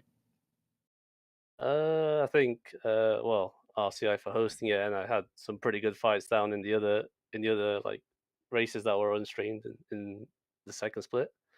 So like I think Browers and Fox in the other races like at Kota or Watkins Glen. Yeah.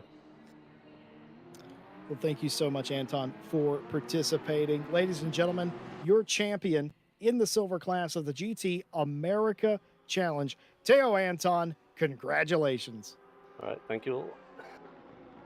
We got one other special interview we want to do because, well, people know me, Ted, and I don't deny interviews for nothing. I like talking to people. Andy McRae has joined us in the box. Andy, talk us through your race. Evening, hello. Hello there. Talk us through your race. You were definitely in the fight all day long.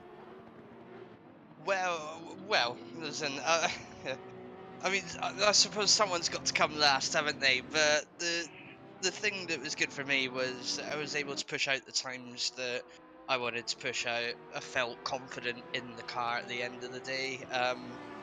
It was a good setup that I had. Had some great training beforehand on this as well. So it's a tough one to take, coming last, but at the same time, I've really enjoyed myself tonight.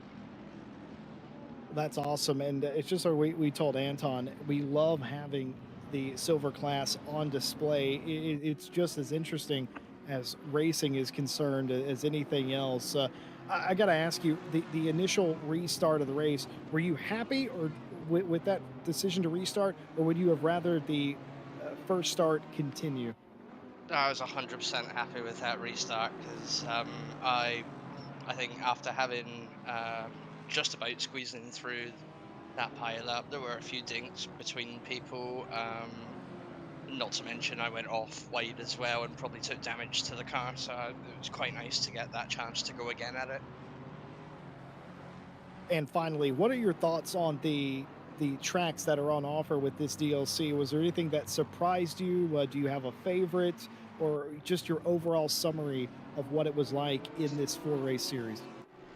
Well, coming into Kota, I'd never raced on it before since whichever F1 game I had, so I went in absolutely dreading it, but by the end of the race, I really enjoyed myself. Watkins Glen, what can you say about Watkins Glen? It's probably the most fun I've ever had on a racetrack. Laguna Seca, I'd rather not talk about, but then again, it's not new DLC.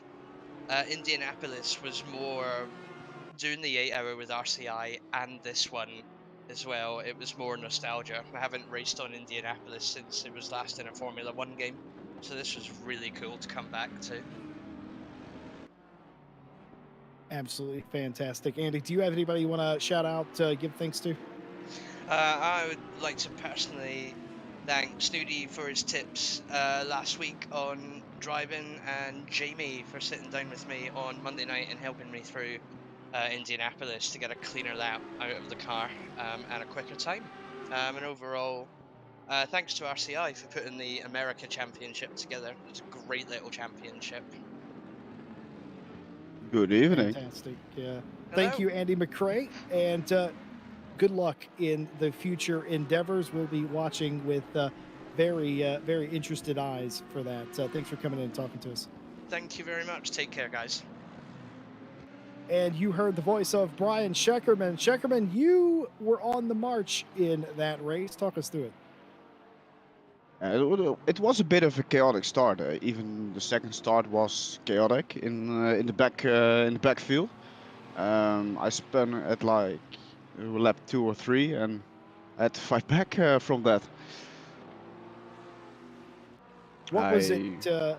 What was it like though? Because you made up a bunch of spots. You were fighting tooth and nail for them, and it was quite fun. Do you find Indianapolis Road Course a very raceable track where you can make passes? For the Porsche, it's a track you can overtake because long straights and hard braking zones is good for the Porsche. So dive bombs. What is your thoughts overall of this this DLC? And I love getting driver feedback. I've asked every driver this thus far. What do you think about the 3 tracks that were on offer in the championship itself? Did you learn anything, and what is your summary of your experience? I will start at the beginning of the championship, Kota, hard track, especially Sector 1, Drive-Through Mania. Watkins Glen, I love it. It's my favorite track out of the 3. And then yeah, Indy, very raceable track, but it's kind of, yeah, meh. I love the honest answers. You can always get that out of Brian. It's my favorite thing. Brian always just tells it like it is. What's next for Shekerman and the 911? Next championship here, so you will see me back, and I will keep racing here on the Fridays. Fantastic stuff. Anybody you want to shout out, say thanks to? I want to thank everyone at RCI for making this happen.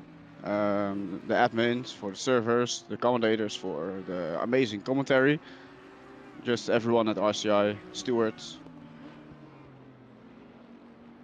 Thank you very much, Brian. That's very, very kind of you. Top 15 today, and put on an absolute show for us in that race. Ladies and gentlemen, Brian Shekerman.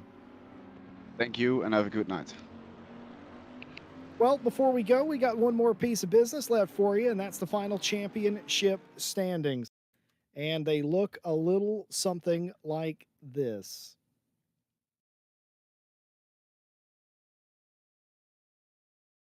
Hutchinson does win the championship, the third different Canadian champion in the pro split that I'm aware of. That might be wrong. That might be the second. He's either the second or the third. 213 points to his credit over Ivet Santana, 192. Hugo Merrills does hold on to third place. He will take that by default. His drop round, of course, was today's race. Simone Simonara in fourth place. Robert Arlavi rounds out your top 5. Christian Bott climbs into P6 today. With that, loses the tiebreaker to Arlavi based on countback of best finishing position, I'm pretty sure. Marco Ripper, P7. Martin Lindrup, P8. George McDonald in 9th. And Morgan McCall in P10. And here's how the rest of the pro split fared. Trevor Anderson in 11th, Pablo Lopez Garcia 12th, Rudy Philmalter 13th, Dan Edvardson in 14th, John Eraser rounds out your top 15, Neil Pimlott 16th, Brian Shekerman in 17th, Joe Dauber in 18th, Goran Radosevic in 19th, and Carlos Frau in 20th place.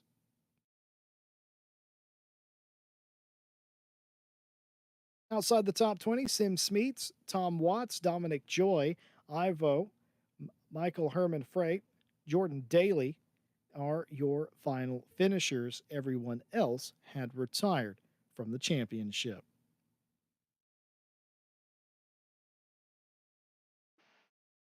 Moving on to the silver class standings, they are as follows. Tio Anton wins the championship going away, 244 to their credit.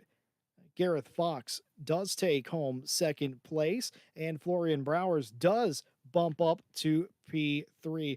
Prezimek had a race to forget, I think we could all agree today, and will fall from second to fourth place. Fabian Hudge will take the final spot in the top 5. Mark Brown, 6th. Stephen Miller in 7th place. Christopher McNichol in 8th place. The 14 in 9th place. Gronmark rounds out your top 10. Callum Kerrigan in 11th. Ivy Razor with in P12. Andy McCrae, who we talked to earlier, in 13th. Pascal in P14. The 727 rounds out your top 15. Roos in 16th. Shane Wynn 17th. Andrew in 18th. And Daniel in 19th place, who doesn't have any points, but has not retired from the championship, apparently. Those are your final standings, but unfortunately, due to the brevity, or for the sake of brevity, I will say, pending post-race stewarding. Ted Edwards, it's been a long season, a lot of moments to pick from. I've got to ask, do you have a favorite moment from the GT America Challenge? I think it's Bok in his Nissan, getting all the points he can. Very well done to him. I think that's like, it's nice to see a car like that that doesn't get driven a lot, And when you do see it get driven, it's normally near the back of the grid, and not probably a few points here and there due to people crashing or whatever. But he did an amazing job around these American tracks to get all the points he can. And he finished 6th in pro, and very very well done to him. And then obviously we've got the other two guys. We've got Miller and Brown in the 650S and the 991 Porsche. The two older cars from the two guys in the Tenacious Tortoises, and yeah, just seeing older cars drive with the newer cars is pretty funny to see. But it did a brilliant job of doing it, and around these new tracks. You wouldn't have thought people would have done that straight away, but yeah, very well done to all them guys. And yeah, I think that's like probably one of the best bits I've seen. They're fighting with cars that have more downforce and a bit more power, but yeah, it was an amazing championship. Well, I'm going to cheat, and I do this only because I can, but I'm going to pick two moments, but they're really the same thing. I think you pointed out Christian Bach doing really well in the GTR. Go back to Coda, that amazing run they had for P7 there, where they were in the mix the entire race. That's really great. But my number one moment of the season happened both today and at the first race at Circuit of the Americas. 4 and 5 wide and making it work into a lot of different corners on tracks that most of the drivers self-admittedly had very little repetition and practice on. Being able to make that work and make it kind of making me hold my breath a little bit in a lot of those instances, but most of the time they did somehow sort it out up into turn 1 at Circuit of the Americas and down into turn 1 here at the Indianapolis road course. Those are some of my favorite memories that I will keep with me. And if you rewind the races, you'll notice that I struggled to keep up with the action because how often do we really talk about cars going 5 wide? It's not very often that you get to talk about that. It's absolutely breathtaking stuff. What does that mean? Where does that leave us for the GT America Challenge? I think it's been an absolute great success and well done to Kunos for ACC for continuing to pound out high quality, top tier DLC for this particular sim. And these tracks have been an absolute hit, no matter which one you like more. And I've heard a lot of people say Watkins Glen is their favorite, but I've also heard a lot of people say that they were surprised that they liked Circuit of the Americas. Had a lot of people, including today, say that they really enjoyed the Indianapolis road course. Instant hits with a lot of fans, a lot more racing opportunities with these new racetracks.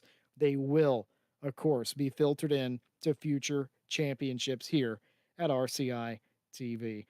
Ted Edwards, thanks for joining me for the majority of the time this season. It literally would have been impossible to do it without you. Thank you so much for being here. And now I'm just going to ask final thoughts. Amazing. One word answer from the man himself. Ted Edwards, very important to this happening. It started out as a simple conversation between Ted and I. Hey, would you reckon you'd want to do this thing? And it turned into this. A big thank you to Stewie as well, who was with us for the majority of the season. Unable to be with us this evening, of course, but of course, a big thank you to all of the stewards, the admin team, and everybody who makes this series possible. And a big thank you to you at home. You showed up every week, showed your support, mostly to the GTR, but that's fine too. We can appreciate that and dig that around here.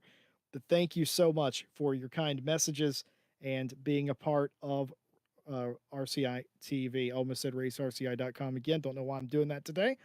But thank you all for being with us. The next Friday champ will be in short It'll be announced on Monday. I think. Yeah, I was gonna say I didn't want to. I know what it is, but I don't want to blow the top off of it, so I hesitated. The new Friday champ will be announced soon. It will be live streamed for your benefit and mine too, if we're completely honest. You still have precious few hours to do your pre-queue for Night Out. That starts this Saturday. That will not be broadcasted.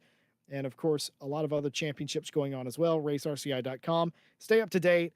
But of course, until next time, until the next Friday champ, take care of yourselves and have a good night.